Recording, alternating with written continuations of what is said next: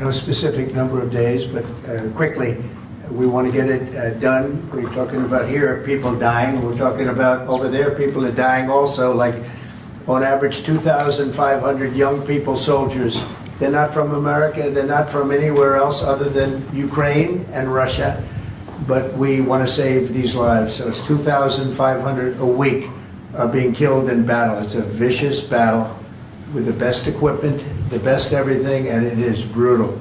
2,500 young people a week. Some of them not so young, actually. They're getting older. They're getting older by the month. But 2,500 a week, and we're going to get it stopped ideally. Now, if for some reason one of the two parties makes it very difficult, we're just going to say you're foolish, you're fools, you're horrible people, and we're going to just take a pass. But hopefully we won't have to do that. And Marco's right in saying it. We want to see it end. Think of it. Every day, a lot of people are being killed as we talk about, as they play games.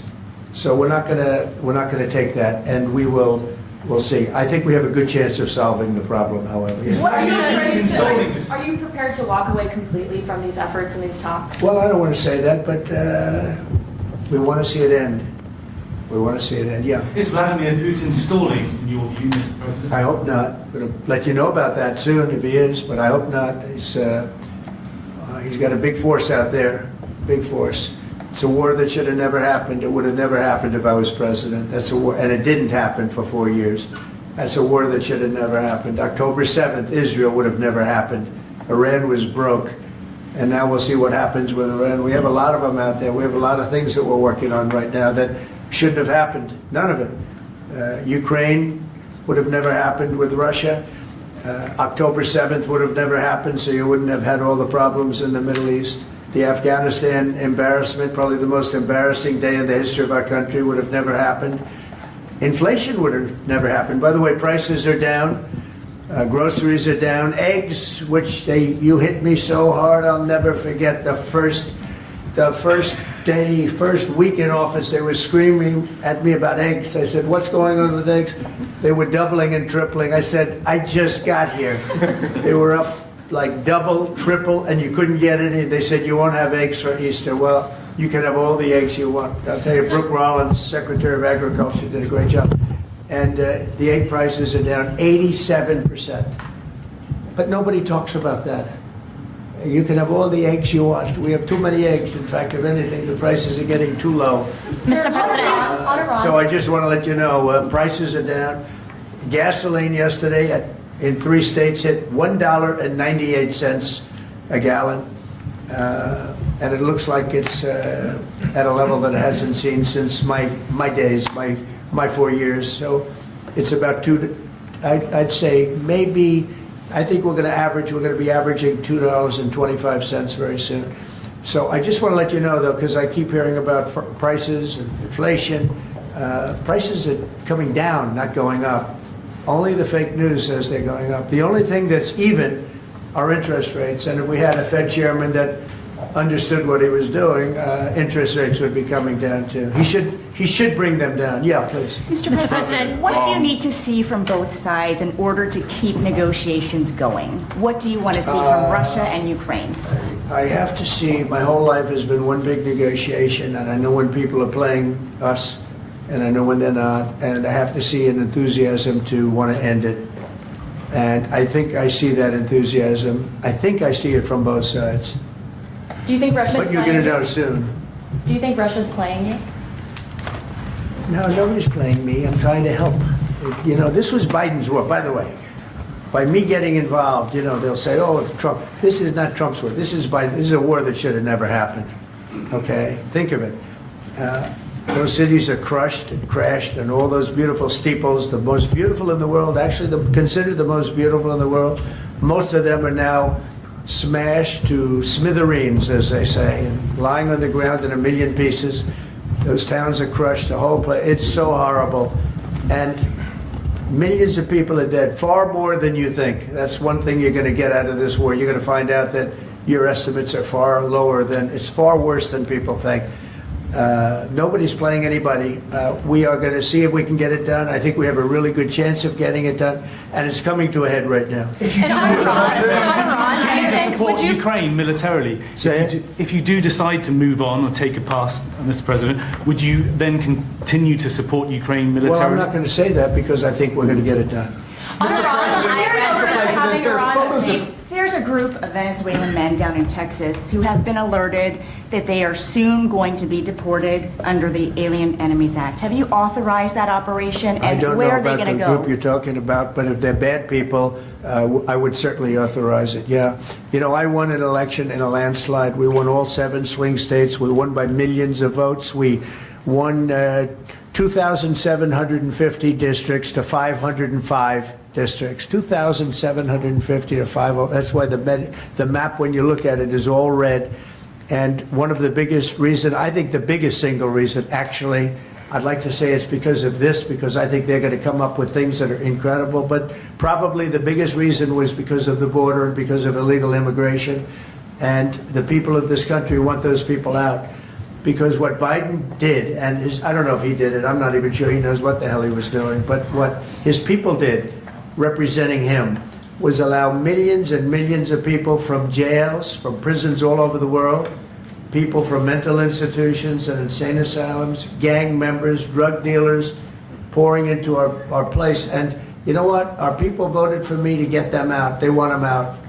They want them out. And we've done a hell of a job. And by the way, Ecuador and various places, but El Salvador, we've been helped by a lot of other states where they're helping us, actually.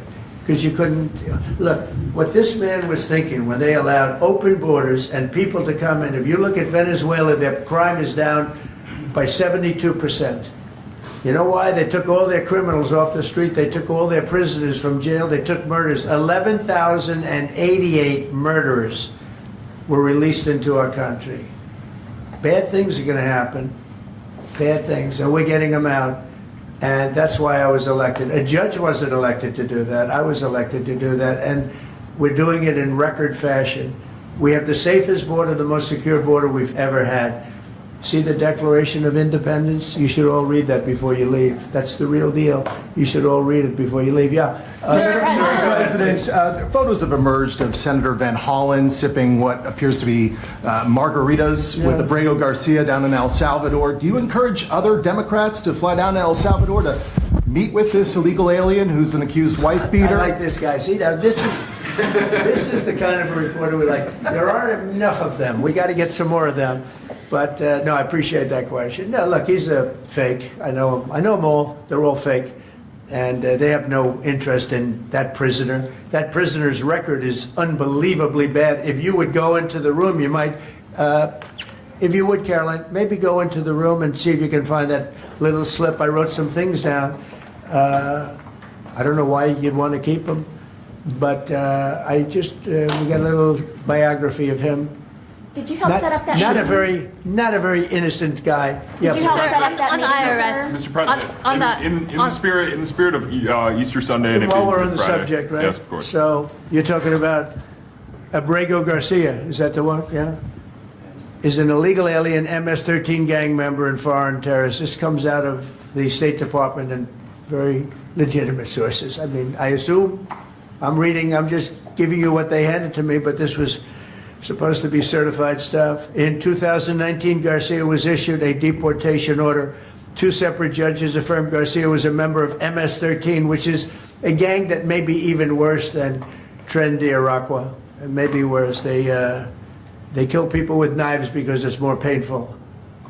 Very famous for the knifing and killing of 2 young 16-year-old girls walking to school one day, and they sliced them up into little pieces and killed them. That's MS-13. And 2 separate judges affirmed Garcia was a member of MS-13. When Garcia was originally arrested, he was wearing a sweatshirt with rolls of money pouring out, an MS-13 gang symbol that he was driving with 2 other known violent MS-13 gang members, 2 of the most violent members that we know of in the MS-13 gang of thugs. In 2022, Garcia was stopped by the Tennessee Highway Patrol, who was found to be transporting 7 people from Texas to Maryland, and he had no driver's license. He was driving violently. In 2020 and 2021, Garcia's wife filed for a protective order from him and said he was violent and abusive and really scary, including allegations that he punched and scratched her on the eye, left her bleeding after throwing her laptop on the floor at her, ripped her shirt, and ripped off her shorts. He then grabbed her arm, leaving very severe marks. Garcia's wife also wrote in court, "At this point, I am afraid to be close to him. I just don't want to be close. I have multiple photos and videos how violent he can be and all of the bruises that he's left on me." She just couldn't get anywhere near him. This is the man that the Democrats are wanting us to fly back from El Salvador to be a happily ensconced member of the USA family. Isn't it a shame? And by the way, I've been hit pretty hard by fake shows, fake news, MSDNC in particular, where they talk about how evil I am, that this man would be thrown out of our country. This man is according to certified statements that we get, is a very violent person. And they want this man to be brought back into our country where he can be free and to stay as a happily Maryland, they call him the Maryland man. He's a Maryland father. No, this is a violent person. Who they don't talk about is that wonderful angel mom who lost her daughter, who had 5 beautiful children, and she was killed violently. And, she spoke, and she spoke unbelievably. I saw it. And the fake news didn't pick it up. She spoke. She was in tears. She's devastated. Her life is, essentially, she's told me her life is like over. But there was I think no stories. Isn't that true? No stories. Yes, sir. 0 stories. CNN. It was the most emotional thing. Everybody that watched it, they couldn't believe it. The fake news refused to put it up. So it's very sad. And yet they talk about this guy like he's an angel. See the angel up there? They think he's like that, like a little angel. Do you Sir, encourage also, other Democrats to visit? Would you be open to It has letting no Iran? impact. The way she let it, no impact. It's just like unbalanced. Would you do that? Well, go ahead. What I would Sir, do. on Iran, would you be open to letting Iran Say that. keep some kind of civil nuclear program? No Or would impact the entire whatsoever. program need to be dismantled? I'm for stopping Iran very simply from having a nuclear weapon. They can't have a nuclear weapon. So the I entire want program Iran dismantled? to be great and prosperous and terrific. I stopped them once they were broke and they didn't have any money for Hamas. They didn't have any money for Hezbollah. There wouldn't have been an October 7th disaster. They were broke. They had no money, and they weren't spending it to terrorist organizations because they had none. When Biden came in, he took all the sanctions off. China wasn't allowed to buy. I said, if you buy, because they're their biggest customer, I said, you buy 1 barrel of oil, just 1 barrel of oil from Iran, and you can't do business in the United States.